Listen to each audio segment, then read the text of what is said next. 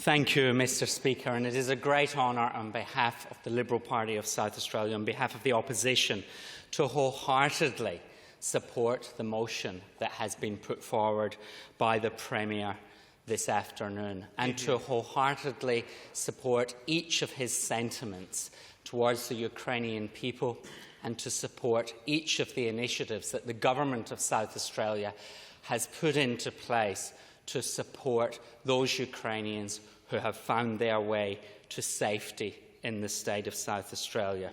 We wholeheartedly support this motion in an act of bipartisanship, and for those in the gallery today, I would like to emphasise that that is a common thing in South Australia, not the rarity. We grieve with the many Ukrainians here today. We grieve with the many Ukrainians who live in South Australia, whether they have lived here for a number of generations or whether they have found themselves perhaps unexpectedly living in South Australia as a consequence of the current conflict. We acknowledge the immense personal consequences of this aggression, which has come as the result of Vladimir Putin's completely unprovoked actions. We acknowledge the 40,000 deaths, the more than 90,000 casualties that we know of, and the more than 14 million people who have been displaced. Displaced to neighbouring countries, displaced to other places around the globe. And we also acknowledge the countries that have taken perhaps a more significant share of those displaced people, and I particularly think of Poland and the Polish people and what they have done through this time. We honour the victims of this horrific invasion, but we also extend the hand of friendship and the unwavering support to those who are left behind, those who are uncertain as to the fate of family members and who every night go to bed worrying about the news that they might hear when they wake up in the morning.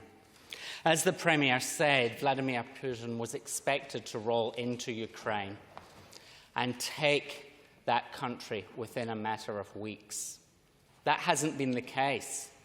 That is a tremendous testament to the resilience, the willpower, the solidarity of the Ukrainian people, and of course the phenomenal leadership of a man that many of us had not even heard of as little as 12 months ago, President Zelensky, and those who support him.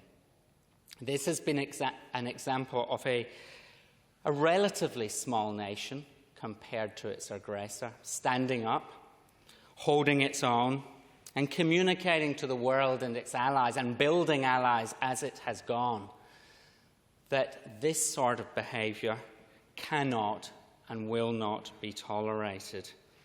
I think the message of President Zelensky and the Ukrainian people is quite clear, that if they fall, who will be next? And that is something each and every one of us, particularly those who occupy positions of privilege in government, such as the Premier and myself, and the people elected to this chamber, need to bear at the forefront of our minds. Our message today is that Australia is in absolute united solidarity with the Ukrainian people. Over the last 12 months, since that illegal invasion, Australia has committed $655 million worth of assistance to Ukraine, including $475 million in military aid and the provision of 70 army trainers. But it's not just about financial support. I hope that each and every one of those who make up the Ukrainian community in South Australia have felt the warmth of partnership, the loving embrace, both literal and metaphorical, that the South Australian people have extended to the growing Ukrainian community here. Australia may provide military equipment, it may provide vehicles and training, but humanitarian support, both on the ground in Ukraine and in South Australia and the nation at large is a critical part of the way that we can support you. In South Australia, we have welcomed Ukrainians with open arms by providing visas to Ukrainian nationals, and several thousand of these have been granted across the nation of Australia. We are proud to have our Ukrainian community so strongly represented here today. And I want to particularly thank the Association of Ukrainians in South Australia under Frank Fersenko's leadership for the way that you have worked so hard to raise awareness of the situation in your homeland, to teach us about your culture, to spread the message, not only of the military invasion, but of how South Australia can stand up and how South Australians, both governments and communities, can help. Frank, to you and your association, thank you.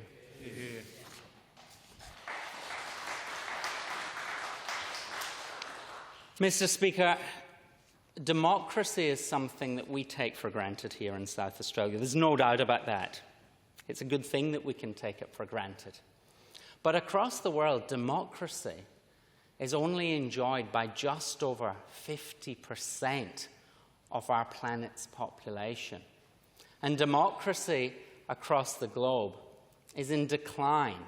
It's not on the rise. So we need to cleave onto our democratic principles, both here in South Australia, but we also need to stand up for democratic principles when we see it under threat, under aggression in other parts of the world. The Premier and I can have a conversation. We can pick up the phone and talk to one another. We can walk out of here and have a joke together. There are many, many places in the world that that's not possible. So let's be thankful for what we have here, but let's do our bit to support the Ukrainian people at this time, to push back against that aggressor, to give you the confidence that this battle can be won, the many battles can be won, and that you have the solidarity of the 1.7 or so million people in South Australia, yes, the 25 point something million people in Australia, yes, but actually you have allies in every corner of the globe rooting for you, that your people very soon will be free again to go about their business, to feel safe in their beds at night, to celebrate your culture, and to once again go back to providing the many things that you provided to the globe, whether that's food or fibre,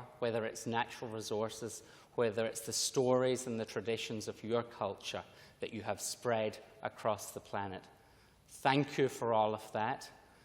Let us cleave on to the values of democracy.